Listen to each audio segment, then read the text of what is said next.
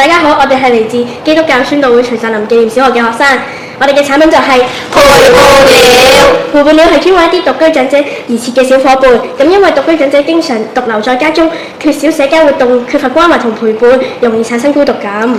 陪伴鳥裡面內置咗語音功能，可以幫長者解悶。陪伴鳥。陪伴鳥亦都內置多首嘅流行金曲同埋粵曲，只要我哋同陪伴鳥講我想聽歌，佢就會播出當中嘅金曲。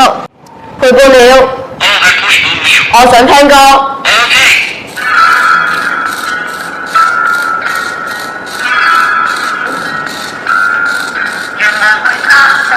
陪伴鳥，暫停音樂。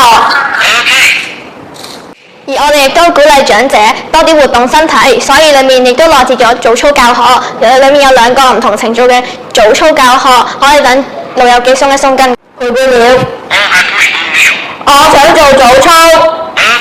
我哋一齊做早操啦！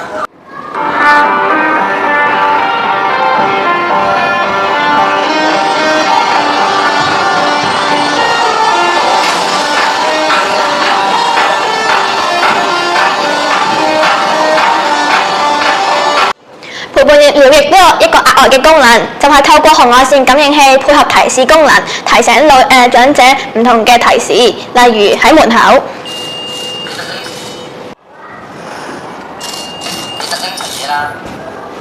佢就會提醒長者記得帶齊嘢啊，當長者經過廚房嘅時候。食咗飯未啊？佢就會提醒長者你食咗飯未啊，當長者經過藥櫃嘅時候。佢就會提醒長者你食咗藥未啊，而呢一啲嘅提示亦都會化成數據，等家人可以知道獨居長者喺屋企嘅狀況，例如係出門記錄等等。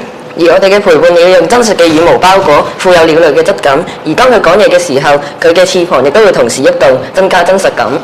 考慮到普通嘅寵物係冇可能陪伴主人一世嘅時候，我哋呢一款陪伴鳥咧就可以陪伴主人一世，咁可以隨時隨地咁樣陪伴佢哋，就可以減少獨居長者嘅孤獨感啦。而我哋都有運用一啲 STEAM 嘅應用啦，就例如我哋運用咗紅外線嘅感應器啦，可以去進行一啲嘅動作偵測啦，甚至可以去提供一啲即時嘅提醒啦。我哋都運用咗 microbit 啦，有一啲嘅互動交談啦、食藥提示啦，甚至係有語音嘅指令啦，可以去令到陪伴鳥去播放一啲嘅流行曲，甚至係一啲嘅早操，令到老友記都可以去聽音樂或者做早操去舒展下筋骨嘅。